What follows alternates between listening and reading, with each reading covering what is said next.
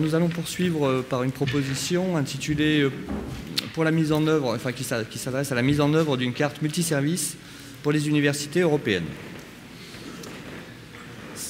Sylvain Camas travaille dans le réseau des œuvres universitaires depuis de nombreuses années. Initialement DSI du Crous de Poitiers, il a très vite préféré être responsable d'application métier pour l'ensemble du réseau des CNUS.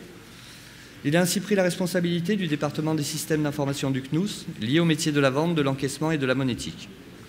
À ce poste, il a pu piloter, suivre et accompagner activement l'histoire de la monétique dans les CRUS, les projets Monéo, ISLI, et il a travaillé sur les projets de cartes multiservices en partenariat avec l'ensemble des universités françaises.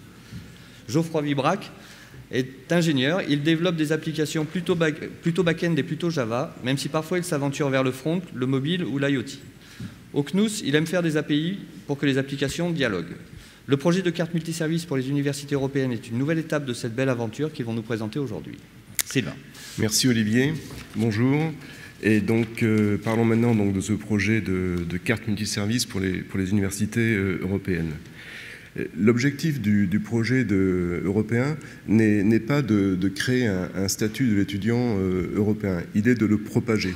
C'est-à-dire qu'à partir d'un vecteur de communication qui est la carte physique de l'étudiant, donc la carte multiservice émise par les universités, l'idée c'est qu'à travers cet objet et sa présentation, soit sous forme visuelle ou on verra un peu plus technique, l'étudiant soit capable, à travers ses déplacements en Europe, et forcément en dehors de son établissement, de prouver son statut étudiant et à partir de là, d'avoir droit à certains services numériques qui sont proposés par les établissements dans lesquels il est en déplacement. Donc on est dans l'idée de déplacement relativement court, où il n'y a pas de réinscription dans l'établissement d'accueil et où en fait l'étudiant ne fait que passer dans ces établissements-là. Donc voilà, donc cet objectif de faire valoir ses droits auprès de tous les établissements, et vraiment ce qui caractérise le projet, c'est le vecteur de propagation, c'est la carte multiservice émise par les universités. Si on regarde un peu l'historique du projet, donc, qui est relativement récent, en 2013, donc d'abord un accord franco-italien pour la mise en place d'un premier projet de carte européenne, et puis en 2016, 4 pays, donc l'Allemagne, l'Irlande, l'Italie et la France, ont donc établi un partenariat stratégique et fondé un comité de projet européen et chaque pays a donc désigné des équipes techniques et des équipes organisationnelles pour travailler sur ce projet. Le CNUS, donc les CRUS maintenant, Centre national des œuvres universitaires et scolaires, donc a été désigné comme organisme coordinateur du projet au niveau européen. Plus en détail, donc en France, on est représenté par le Comité national de pilotage, donc instauré par le ministère, et qui est présidé par Monique Ronzeau, donc inspectrice générale de l'administration. Le côté français toujours, le CNCE, donc le Comité national de la carte étudiante et de ses usages, donc est un groupe de travail qui se réunit depuis maintenant quelques années, qui a beaucoup travaillé sur les cartes multiservices étudiantes, qui est notamment à l'origine des appels d'offres qu'on peut avoir maintenant pour l'achat de cartes multiservices de façon globale en France pour toutes les universités françaises. Donc c'est le CNCE, donc piloté par la CPU, le CNUS, qui en fait représente la France d'un point de vue technique sur ce groupe de travail européen. Le projet a obtenu un financement européen, donc Erasmus+, d'une durée de 2 ans et qui s'achève donc dans 6 mois, en juin 2018.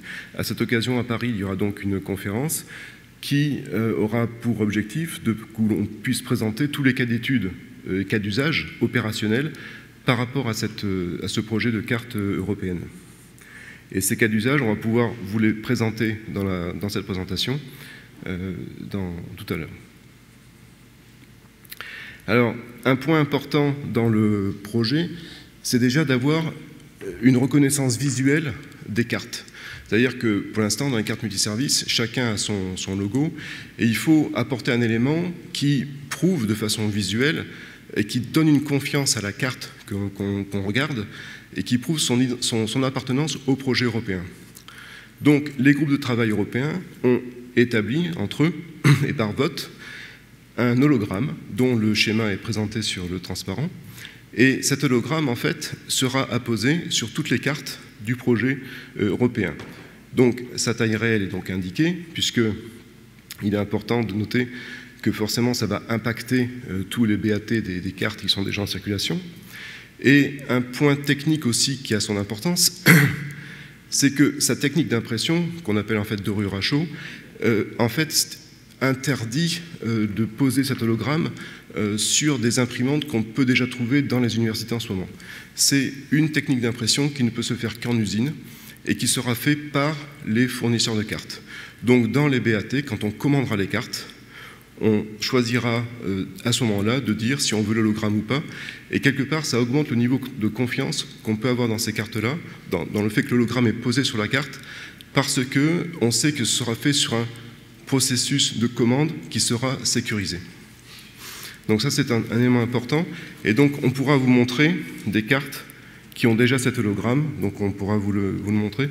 Et cet hologramme, en fait, bien sûr, il est un peu comme les hologrammes qu'on peut trouver sur les cartes bancaires, donc il change de couleur quand on change la carte de position, et il a vraiment c'est vraiment l'idée d'apporter un niveau de confiance supplémentaire à la présentation visuelle de la carte. Alors ça, c'est le premier point important. Ensuite, on a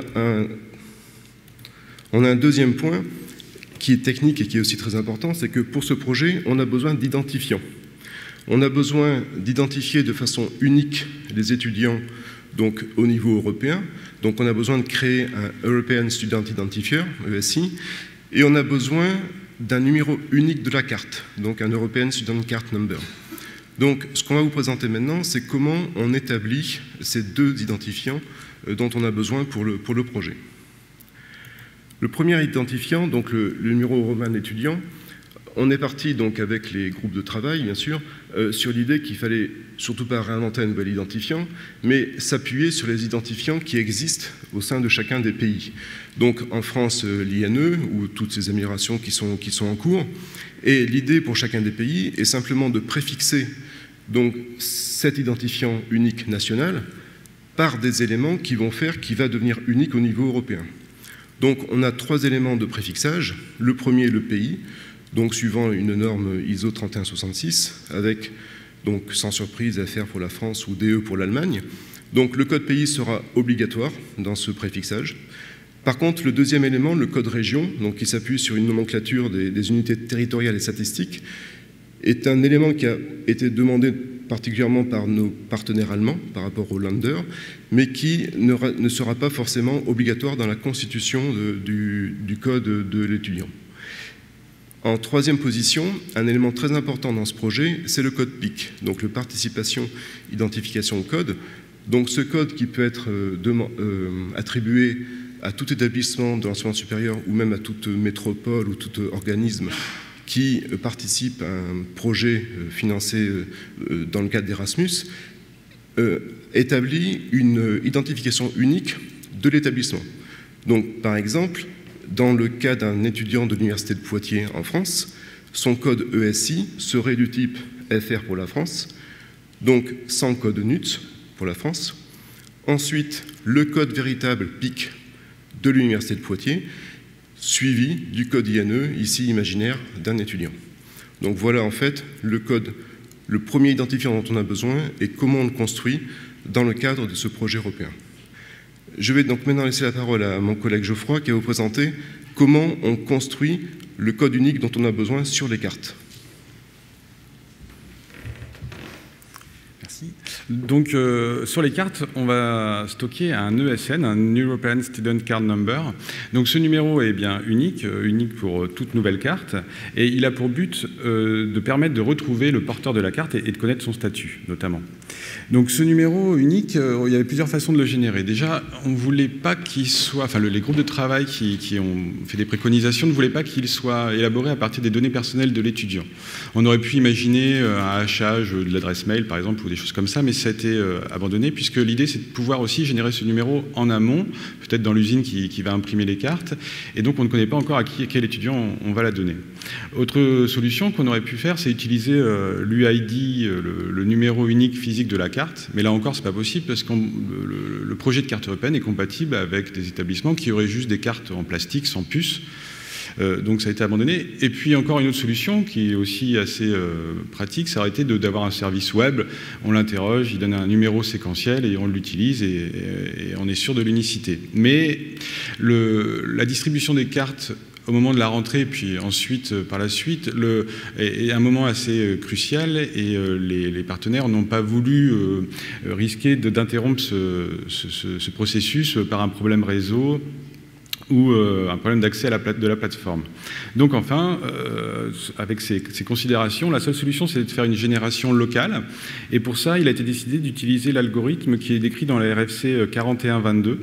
Donc cet algorithme génère des UUID voilà, uniques sur 16 octets, donc comme celui qui est à l'écran, à partir de l'heure, la date, et puis de l'adresse MAC du serveur. Alors, cet RFC permet aussi de remplacer l'adresse MAC par un autre identifiant unique. Donc nous, on a décidé de reprendre encore une fois le PIC. Et donc avec le PIC plus l'heure, eh bien, on garantit l'unicité de ce numéro. Ce numéro, cet algorithme, pour éviter les problèmes d'implémentation et puis également pour faciliter l'intégration et la génération des numéros dans les systèmes d'information, eh bien, on a pour cela créé 2 bibliothèques, une Java et une DLL, qui seront disponibles et qui permettront de les intégrer dans votre système d'information. Alors, une fois qu'on a généré cette SCN, l'idée, c'est de le mettre sur la carte. Donc, sur la carte, on l'imprimer, mais l'imprimer, un numéro long comme ça, c'est pas très lisible. On ne peut pas le taper sans se tromper ou le dicter. Donc, l'idée, c'était de le mettre dans un QR code, d'abord. Et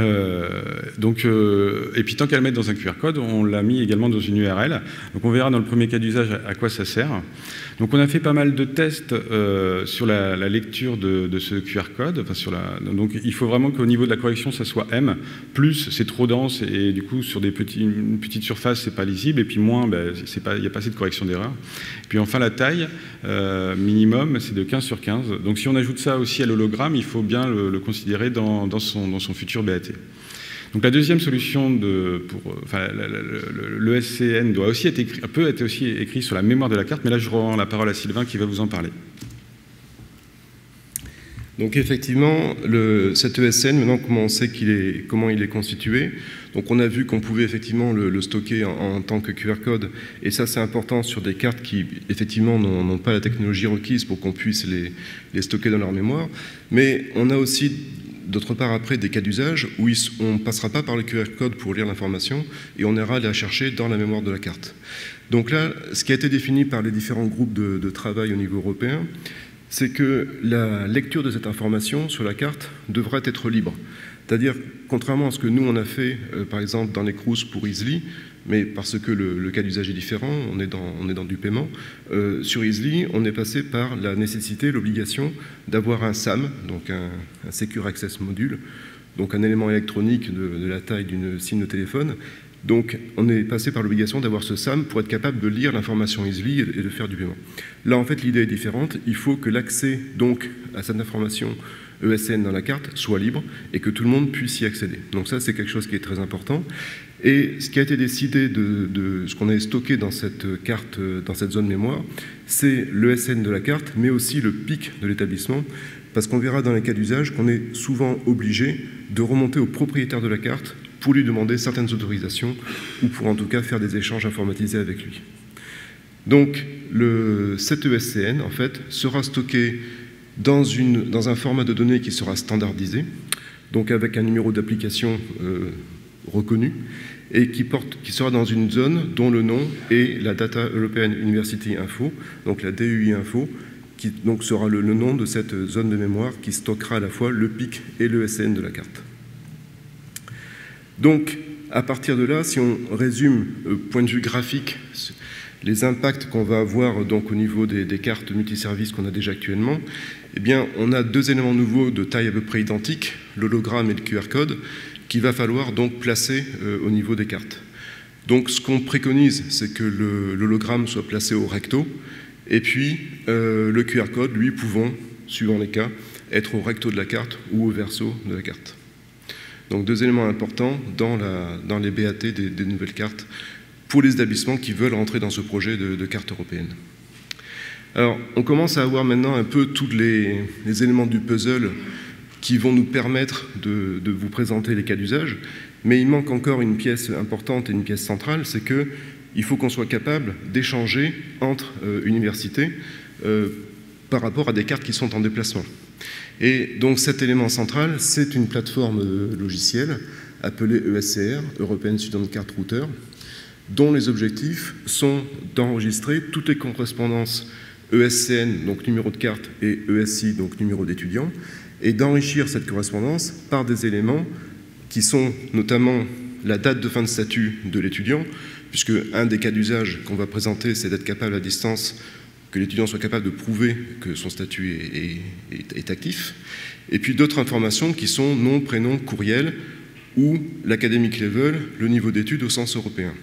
Alors, suivant les souhaits des différents partenaires, en France ou en Europe, ces informations-là ne sont pas toutes obligatoires. Ce qui est obligatoire, c'est le croisement ESN-ESCI, dans le meilleur des cas, la date de fin de statut étudiant. Ensuite, suivant les choix des établissements, ils pourront ou pas renseigner ces informations. Bien sûr, les cas d'usage, après, pourront en être affectés en termes de pertinence. Alors, cette plateforme, les principes fondateurs de la plateforme, et même plus largement du projet, sont bien sûr que l'adhésion au dispositif est choisie librement. En fait, ce sont les établissements européens qui décident individuellement de rentrer dans ce projet. Et une fois qu'un établissement est entré dans le projet, l'étudiant lui-même peut souscrire ou ne pas souscrire au fait que sa carte fasse partie de ce projet-là. Donc avec un système de PT-in, de PT-out, il pourra dire je veux ou je ne veux pas participer au projet. Et bien sûr, bien que l'on change le processus de création de carte, chaque établissement garde la maîtrise de son processus de création de carte et notamment son processus de délivrance. Je vais donc maintenant repasser la parole à Geoffroy, puisqu'il va vous présenter plus précisément donc, la plateforme ESCR, puisque c'est lui qui l'a écrite. Donc la plateforme ESCR a vocation à recueillir les données sur les étudiants et les cartes. Donc, il y a quand même une interface web minimale qui permet à des utilisateurs de prendre connaissance de documents ou d'inscrire d'autres utilisateurs. Donc au niveau des rôles, le superviseur en fait, agit au niveau d'un pays. C'est lui qui va créer les établissements pour son pays, à leur demande, et puis il va créer des utilisateurs, les premiers utilisateurs pour ces établissements. Donc aujourd'hui, typiquement, on a 3 superviseurs dans la plateforme de la Sandbox. On a un superviseur pour la France, pour l'Italie, pour l'Irlande. Donc chaque fois qu'ils ont une demande d'un établissement dans leur pays, eh bien, ils peuvent l'inscrire. Les autres utilisateurs là agissent au niveau, font des actions au niveau de leur établissement. Donc l'administrateur fonctionnel, son rôle, ça va être de personnaliser un peu les données qui ont été saisies par le superviseur sur son établissement, rajouter des contacts ou des choses comme ça. Et puis il pourra aussi créer d'autres administrateurs, aussi bien fonctionnels pour distribuer les rôles, ou des administrateurs techniques qui, eux, auront accès à des documents. Donc sur l'API pour créer des cartes, il va pouvoir récupérer les bibliothèques, accéder à la Javadoc, les spécifications sur les QR codes, enfin tout ce genre de documents. Et puis générer une API key pour leur établissement qui va leur permettre d'envoyer les données sur la plateforme.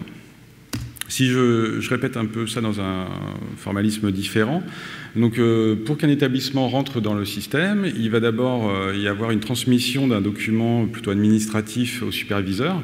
Donc ça peut être une lettre ou un email signé par le président, par exemple. Donc le superviseur, une fois qu'il a reçu ça, il va créer l'établissement dans la plateforme. Il va créer des utilisateurs, ou au moins un, pour l'établissement. Ensuite, l'administrateur fonctionnel va pouvoir se connecter, personnaliser les informations, créer d'autres administrateurs et des administrateurs techniques qui vont pouvoir se connecter et puis récupérer la documentation et générer la clé.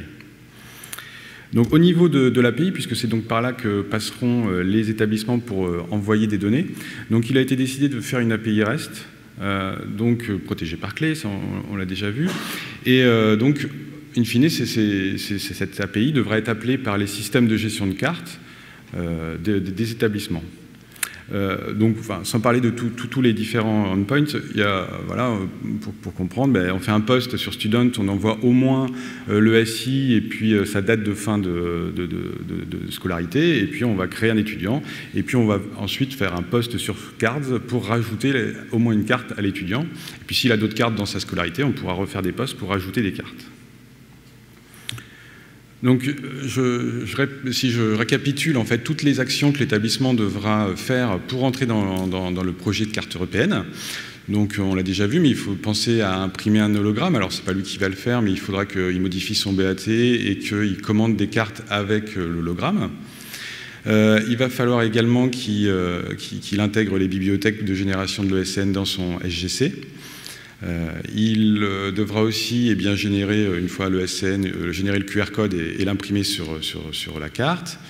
Il y a l'écriture de cette ESCN dans la DU Info. Et puis enfin, faire des requêtes vers l'API pour enregistrer les étudiants et les cartes dans la plateforme. Donc en fait, ces différentes actions sont déjà implémentées dans un SGC. Donc c'est ESUP SGC. C'est un SGC open source qui a été développé par l'université, enfin un développeur de l'université de Rouen. Donc il est déjà utilisé par l'université et puis il est disponible sur GitHub en licence à page 2, donc il y a les documentations d'installation ou même de développement, et il a vocation à être utilisé par tous ceux qui utilisent déjà ESUP et qui veulent, un nouveau LSGC. Voilà. Donc une fois que l'étudiant il a sa carte, il va bouger, et donc à quoi ça lui sert tout ça? Donc il y a deux cas d'usage, enfin au moins deux qu'on va vous présenter. Dans le premier, le plus simple, donc l'étudiant il est plus dans son université, il est dans un autre établissement où il est quelque part où on a besoin de vérifier son statut. Donc il a déjà l'hologramme, mais on peut aller plus loin.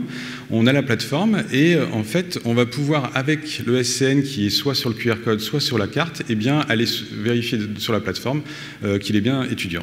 Donc avec le QR code, on avait dit tout à l'heure qu'on avait mis une URL dedans.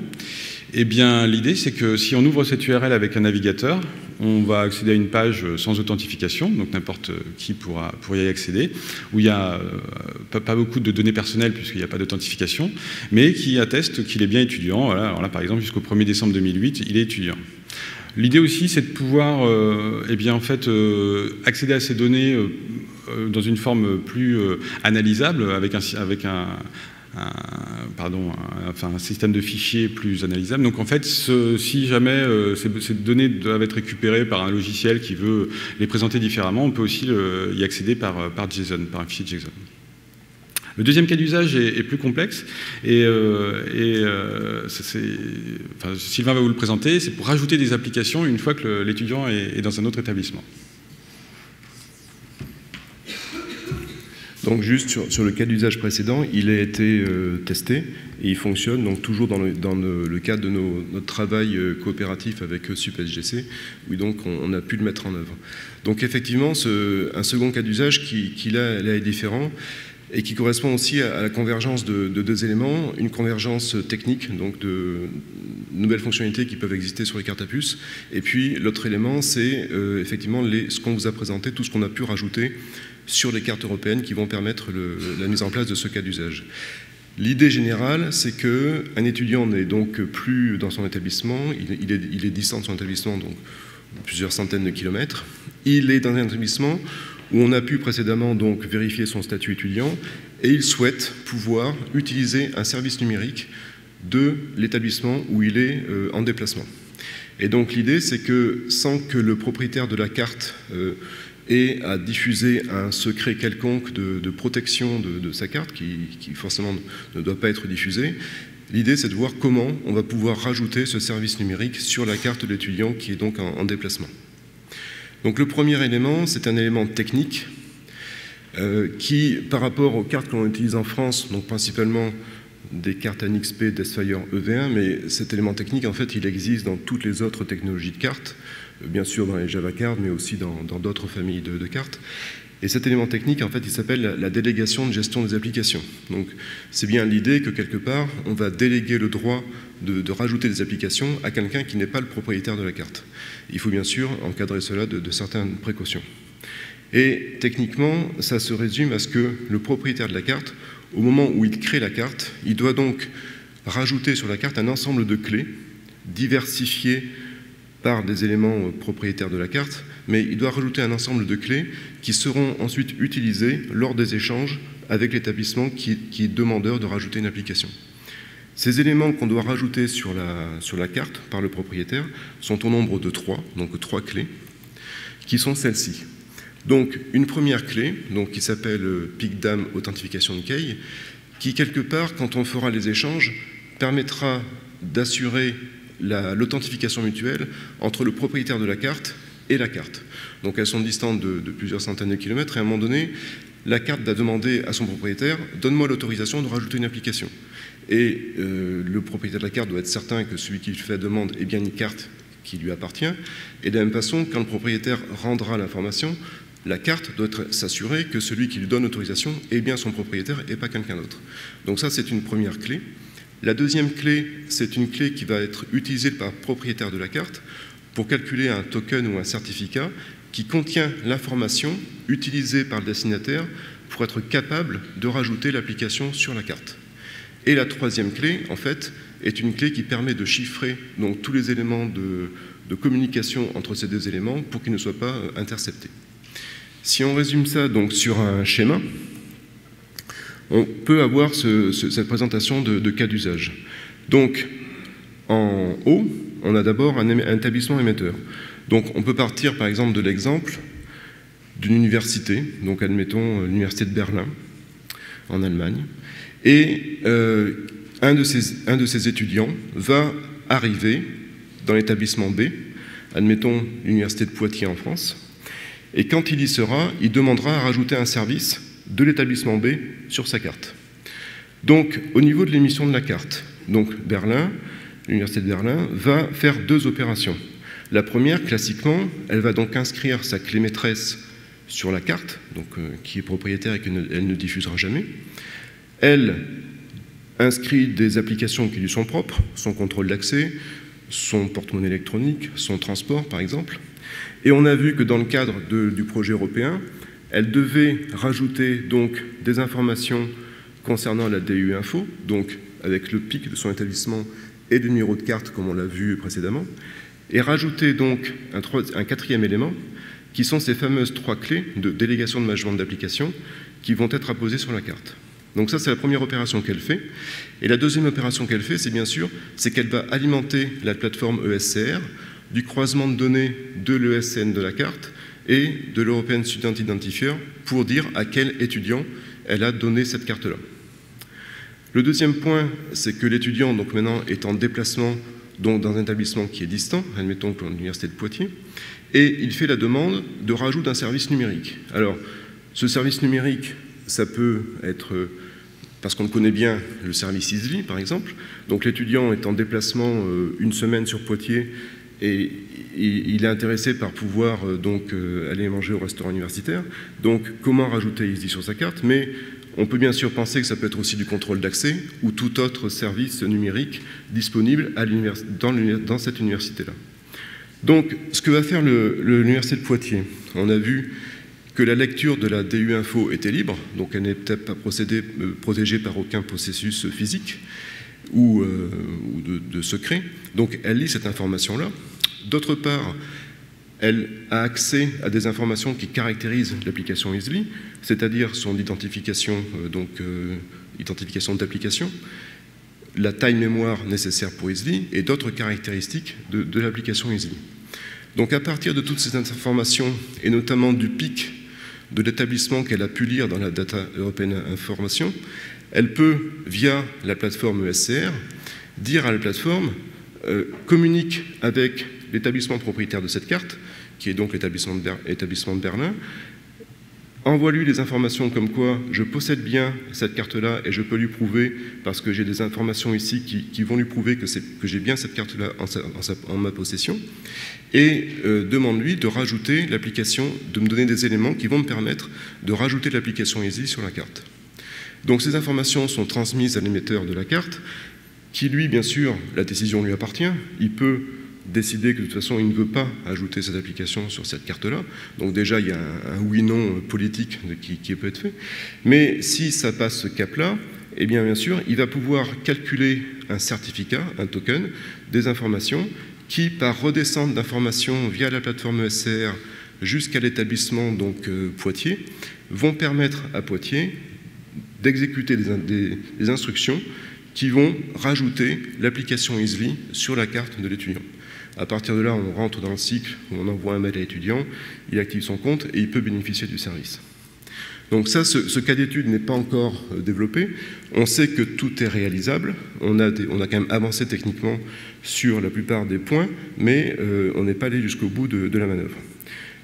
Là, on le présente dans un cadre européen, mais c'est quelque chose qui peut très bien aussi avoir un sens au sein d'un propre pays, quand deux établissements partagent des cartes et où on veut rajouter par exemple un contrôle d'accès sur une carte qui n'est pas celui correspondant à l'établissement émetteur. Et il y a un autre terrain très propice à l'utilisation, à la mise en œuvre de ce cas d'usage, c'est le campus ECOR donc à Strasbourg. Donc en fait ce campus européen qui réunit donc les universités françaises de Strasbourg, de Mulhouse, de Karlsruhe en Allemagne et des universités suisses, en fait ce campus permet aux étudiants d'avoir des sessions d'enseignement dans les 3 pays. Pour autant, ils ne sont inscrits que dans un seul des établissements. Et en déplacement, ils ont forcément besoin de services numériques des établissements partenaires. Donc, soit ils ont une carte par établissement, ce qu'on essaye d'éviter, ou alors on peut imaginer que, via ce cas d'usage, on puisse rajouter les applications au fur et à mesure des besoins, et sans que l'émetteur ait besoin de tous les prévoir à l'origine. Donc voilà en fait ce deuxième cas d'usage qui sera donc mis en place dans le courant de l'année 2018. En conclusion, quelques échéances sur le projet. Donc les premières cartes avec QR code et hologramme seront émises début 2018. On a pour l'instant acheté 40 000 hologrammes, donc c'est parce que le projet démarre et donc ils sont pas encore en nombre suffisant, mais de toute façon c'est le début. Donc voilà. Le premier cas d'usage qu'on a présenté, que Geoffroy a présenté, est opérationnel, on sait le montrer, et le second cas d'usage, comme j'ai dit, fonctionnera en 2018. Donc l'année 2018 est déterminante parce qu'elle correspond à la fin du financement de ce projet, et en mai, donc à la conférence qui aura lieu à Paris, on aura donc forcément une présentation de ces différents cas d'usage, et qui, bien sûr, on l'espère, amèneront à d'autres perspectives pour ce projet. Voilà, donc la présentation est terminée. Si bien sûr vous avez des questions. Merci beaucoup Sylvain, merci Geoffroy.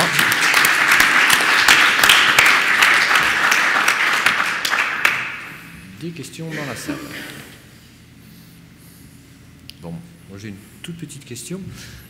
Au-delà de 2018, qu'est-ce qui est prévu en termes de planning pour la diffusion de cette technologie, de ce service ? Alors, je pense que ça dépendra fortement de l'engouement des établissements qui veulent participer au projet. Nous, ce qui peut retarder, ça peut être des questions de coût, mais les hologrammes, donc, en fait, sont peu onéreux.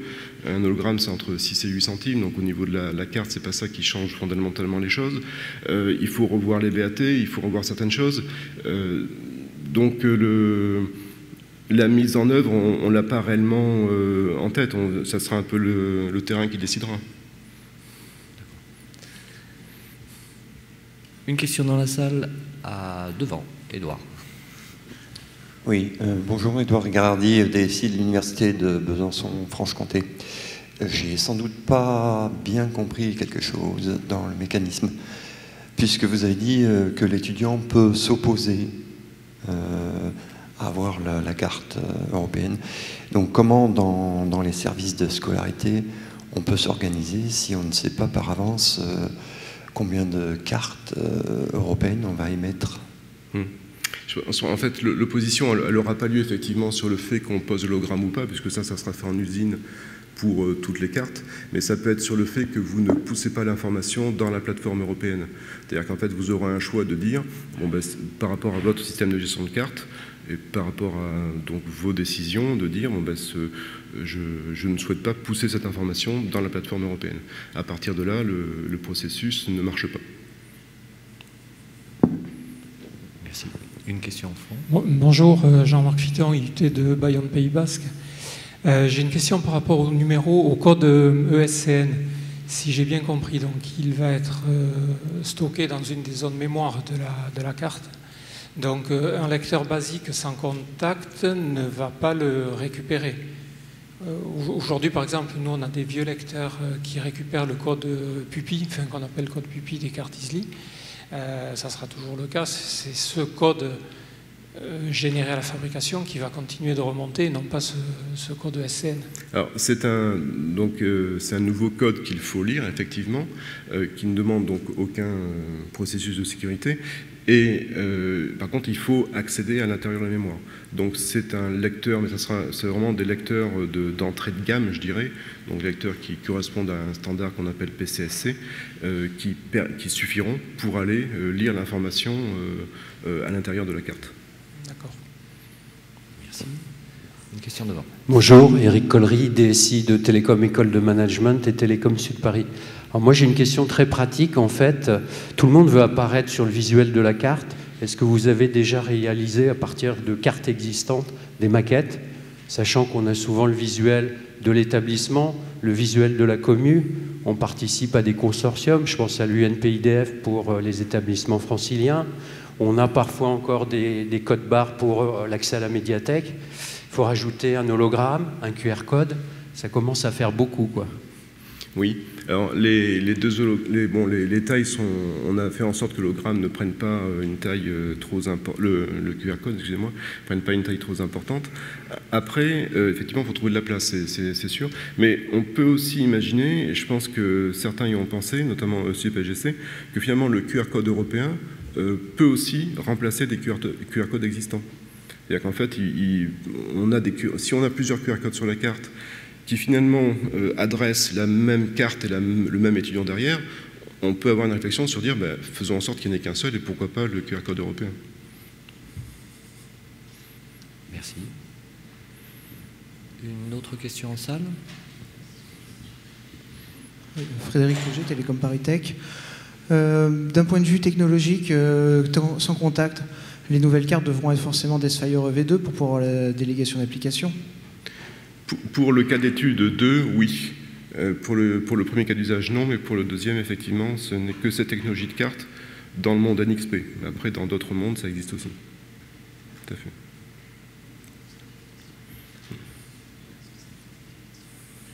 Alors, en attendant la prochaine question en salle, j'en aurais une, moi.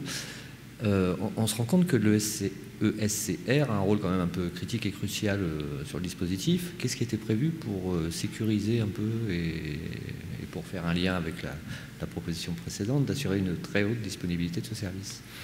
Alors, pour l'instant, on est plus dans un POC sur l'ESCR. On l'a développé avec nos propres moyens et on a l'expérience d'ISLI avec des volumes importants de stockage d'informations.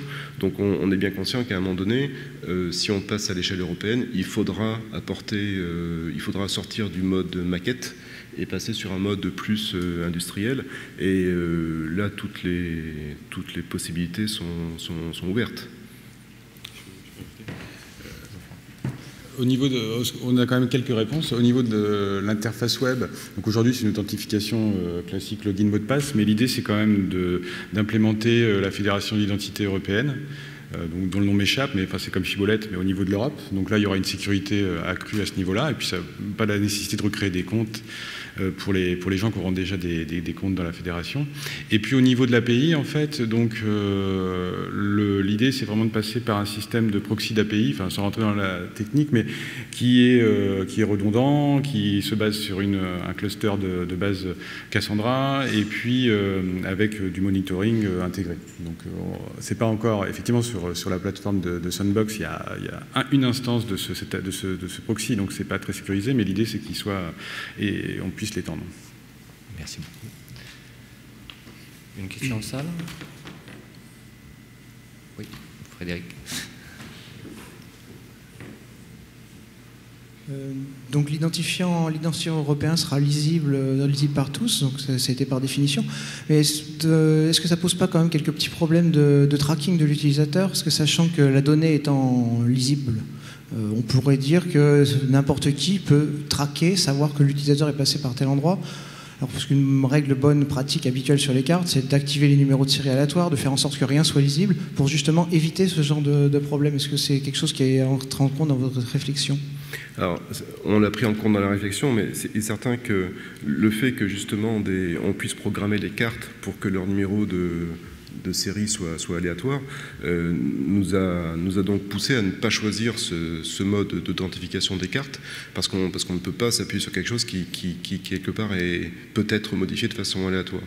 Et la demande des partenaires européens était bien d'ouvrir à différentes technologies de cartes, et donc potentiellement à des cartes qui peut-être pourraient avoir des authentifications identiques, enfin, même si la probabilité n'est pas élevée. Donc on est vraiment parti sur l'idée d'un numéro de carte qui ne vient pas de la carte, d'accord, et qui est effectivement libre, parce que le processus de contrôle qu'on aurait dû mettre en place avec l'expérience qu'on a sur Easily peut être un frein au déploiement de la solution. Donc après, effectivement, l'information est libre. Donc en fait, la sécurité, il faudra qu'elle joue, pas forcément sur ce point-là, mais sur toute la chaîne, et notamment après sur les cas d'usage et les services qu'on peut vouloir rajouter. On a vu que dans le cas d'usage 2, le point d'entrée, c'est la lecture de l'ESCN, mais ensuite, avec les échanges de clés que l'on a sur la délégation de management d'application, on a bien une authentification mutuelle entre la carte et son propriétaire, et lui, à ce moment-là, il est certain que la carte qui lui demande ce service-là, c'est bien une carte qui lui appartient et pas quelqu'un d'autre. Donc quelqu'un aurait mis l'ESCN sur une autre carte, le blocage ne se ferait pas à la lecture, mais se ferait plus tard. Merci. Une toute dernière question? Non. Alors, je tenais à remercier Sylvain. Merci. Je crois.